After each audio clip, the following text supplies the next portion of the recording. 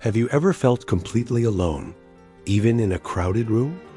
It's this weird, cold feeling that gnaws at you, making you feel like you just don't belong in this world. We're more connected than ever with social media and city life, but somehow we've never been more lonely. But what if I told you that this loneliness isn't just about the absence of other people? What if it's actually an echo of a forgotten conversation? A dialogue deep within your own mind that's been cut off. The psychologist Carl Jung believed our psyche isn't a monologue. It's a whole community of voices. Your conscious self, your ego, is just one speaker. But deep down, in the unconscious, there are countless others. The shadow, the anima or animus, the wise old sage, the inner child. These are the natural inhabitants of your mind. Loneliness is what happens when your conscious self loses touch with this inner community.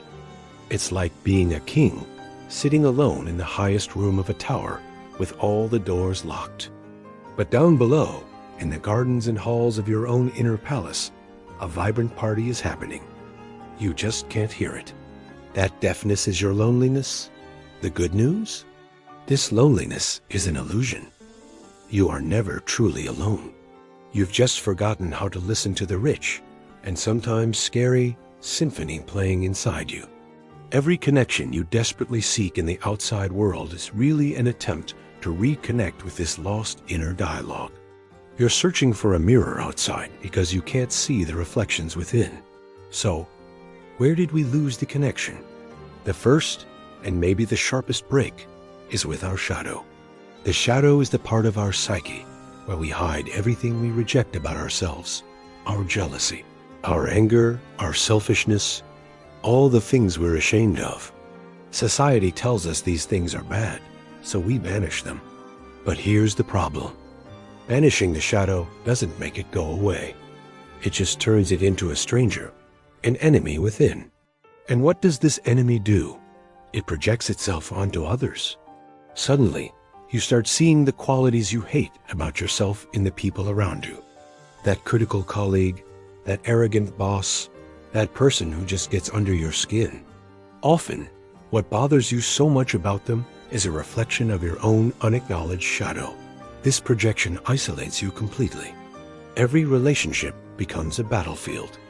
The world feels like a cold, lonely place full of enemies. But the real enemy isn't out there. It's inside, waiting to be confronted. Here's a practical step you can take right now.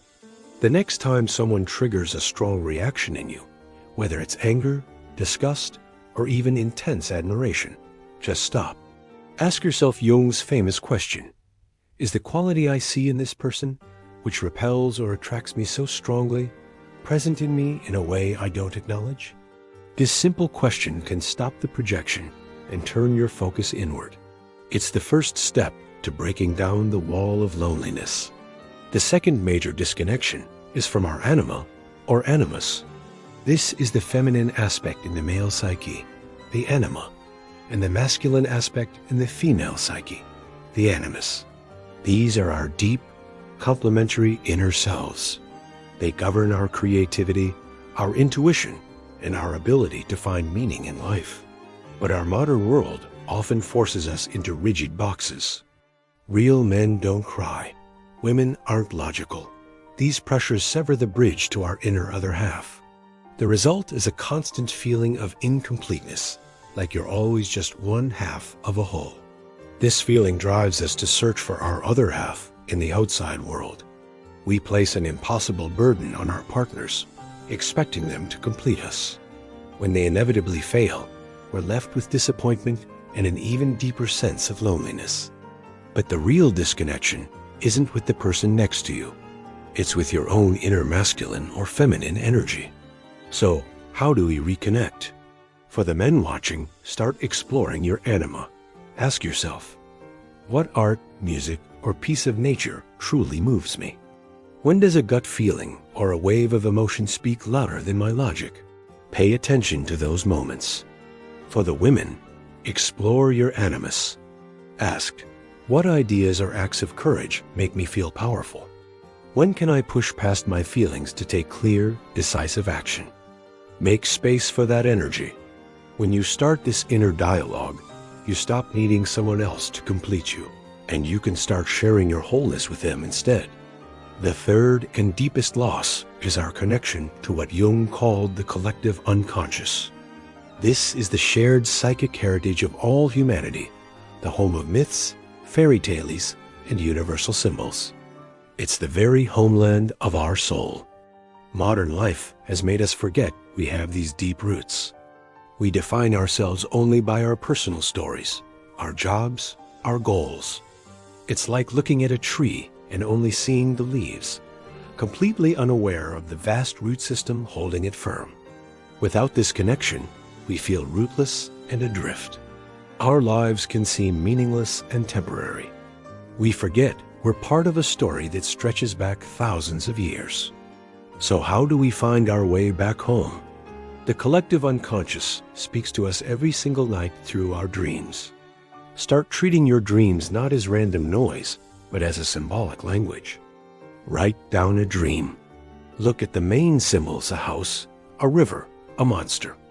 Ask yourself, what does this symbol mean to me personally? What feeling does it bring up? Don't try to analyze it with your logical mind. Feel the answer. This practice slowly weaves a thread back to your psychic homeland, reminding you that you are not just a single isolated point, but a vital part of the great story of humanity. This whole journey of reconnecting with the shadow, the Anima, Animus, and the collective unconscious is what Jung called individuation.